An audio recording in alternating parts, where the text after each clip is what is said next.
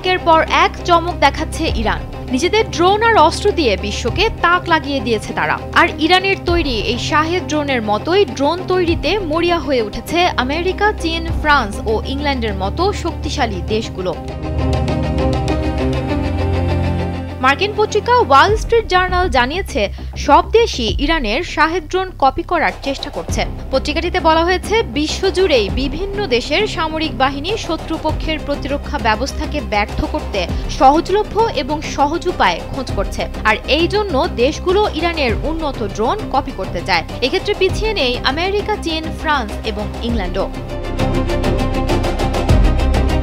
পত্রিকাটি আরও দাবি করেছে, ইউক্রেনে ইরানি শাহেদ ড্রোন ব্যবহার করে রাশিয়া ধ্বংসাত্মক আক্রমণ চালানোর কারণে আমেরিকা ও তার মিত্ররা এখন এই সহজলভ্য ও দূরপাল্লার ড্রোনের মতো ড্রোন তৈরি করতে চায়।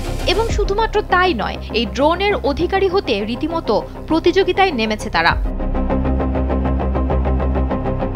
ওদিকে ইউক্রেন যুদ্ধ প্রমাণ করেছে, ড্রোন একই সাথে সহজলভ্য এবং নিখুঁত হতে পারে। কিছু হিসাব অনুযায়ী ইরানি শাহেদ ড্রোন বেশ সহজলভ্য এবং এটি ১৫০০ কিলোমিটারেরও বেশি দূরত্বে উড়ে যেতে সক্ষম। ইরানে তৈরি এই ড্রোন বিশেষভাবে শত্রুর বিমান প্রতিরক্ষা ব্যবস্থাকে চাপে ফেলতে পারে এবং এই ড্রোন রাডার ফাঁকি দিতে অত্যন্ত কার্যকর বলেও প্রমাণিত হয়েছে।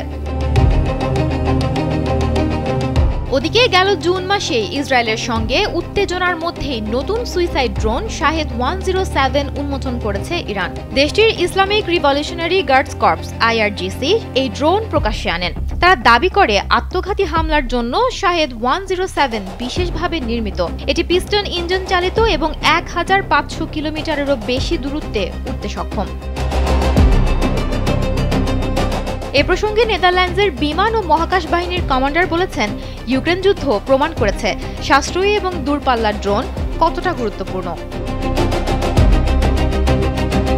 শাহেদ ড্রোনের সাফল্যের পর এখন আমেরিকা, চীন, ফ্রান্স, ইংল্যান্ড সহ বিশ্বের বহু দেশ এই ধরনের ড্রোন তৈরির কাজে মনোযোগ দিয়েছে। ইউক্রেনও গত ২ বছর ধরে দূরপাল্লার ড্রোন ব্যবহার করে রাশিয়ার ওপর হামলা চালাচ্ছে এবং সম্প্রতি শাহেদ ড্রোনের মতো প্রযুক্তি ব্যবহার করছে। তবে সামরিক বিশ্লেষকরা বলছেন, এই প্রতিযোগিতায় পশ্চিমা দেশগুলো এখনো পিছিয়ে আছে, কেননা এক্ষেত্রে বিপুল পরিমাণ অর্থের দরকার এবং তাদের এখন সবচেয়ে বড় চ্যালেঞ্জ হলো এই উচ্চ খরচ। সুমনা মুস্তফা, কালবেলা।